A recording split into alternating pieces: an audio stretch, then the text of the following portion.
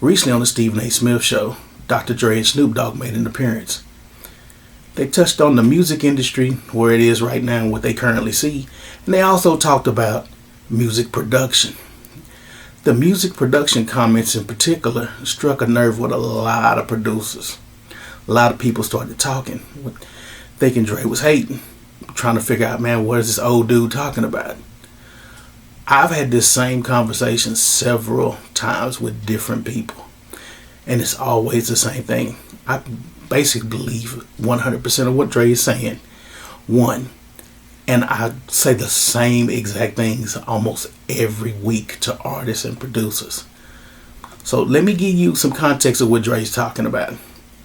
If you study music history, especially hip hop music production, all you got to do is take a look at Ice Cube's 1990 album, America's Most Wanted.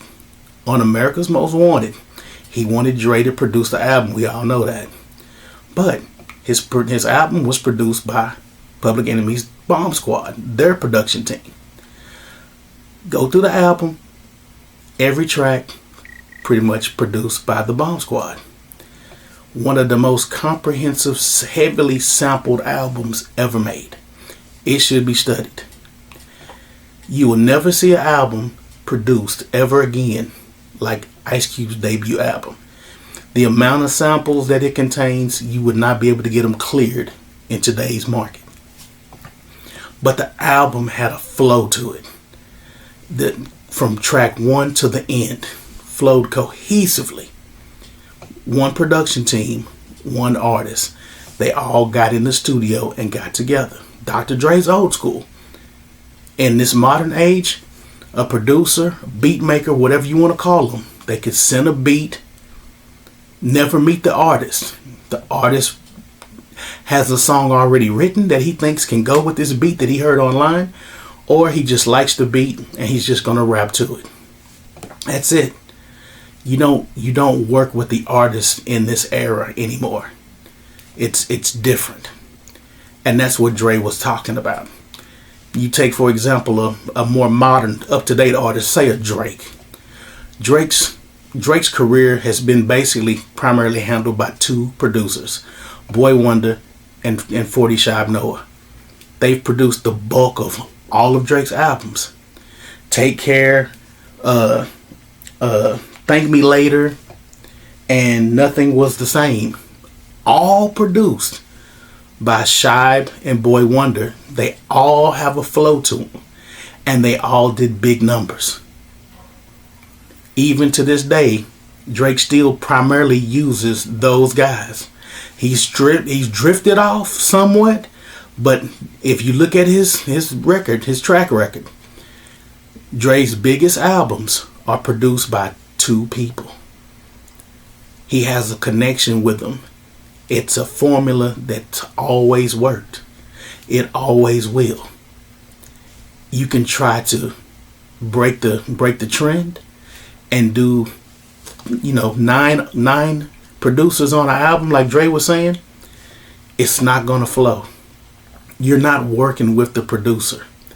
The producer is the conductor. You're the artist. He paints the canvas in which you ride on. That's what we do. That's what Dre was talking about. That's what he wants producers to get back to. And it will help them in the long run. It'll help the artists in the long run as well. Look through hip hop, especially hip hop. Look through it historically.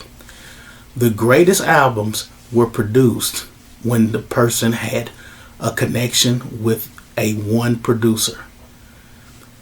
You can go from Timbaland. You can go to Swiss Beats. You can go to Tribe Called Quest. You can go to any artist. LL Cool J is a great example. His greatest albums, greatest songs are all produced by the track masters.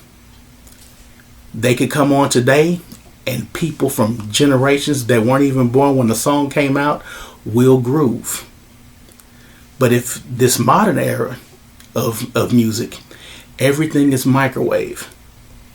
There's producers, including myself, we all make sample packs for other producers. But some producers are quite lazy. Get a loop, add drums, loop it over, change the drums up a little bit, you put it out to the masses, get 50 people to rap on it. It's microwave production. It's microwave music. It's good for a moment. It doesn't last long. And especially in this world, they don't even sell albums anymore. Everybody's on singles. Most of the artists that we're hearing today and the music that we hear that sounds good today, we won't even pay attention to it in 2 years. We'll be like, oh, I used to like that song. But it's wore thin on me. Dre's from an era where you made timeless classics that can be played in any era. And that's why I don't have a problem with him. What he said, as a producer, I would encourage each producer to try to make timeless classics and work with artists and make sure the artist stays with you and you stay with the artist and you build a brand. The worst thing a producer can do is copy another producer's sound and his style and then apply it to a new artist. Nobody's going to respect you. Nobody's going to respect the artist. They might jam your song for a day. You can go give it to somebody and they can go play it in their truck or their whip. It's going to play for a week. It's going to get old and they're going to go get something that's more mainstream, that's more consistent. So Dre's about consistency, musicianship. That's what you should be about. There's been plenty of producers that have said the same thing. T.U.S.S.L.E said the same thing last year when he was talking about the quality of music and musicianship from producers. So producers, I would advise you to get out your feelings and get into your music theory and get to playing and making real music. Yeah, it's okay to get sample packs. It's okay to sample. Dre didn't say anything about it was a bad thing to sample. His first album, The Chronic, was heavily laced with samples. But he brought a vibe to that music to where even my old man would jam The Chronic because he could hear the melodies from the songs that Dre was using from when he was a kid. And he was like, wow, that's nice. My old man bumped Too Short. Too Short used a lot of Parliament. My dad was an old school Parliament funk head. So he vibed with Too Short. He played Too Short more than I did. He bought albums before I did. Get to making that music like that quality of music, that level of music, you'll bring in money. You'll have more longevity in the game. That's what Dre wants. So there, like he said, there's a producer, there's an artist in the garage or in their house that's making quality music.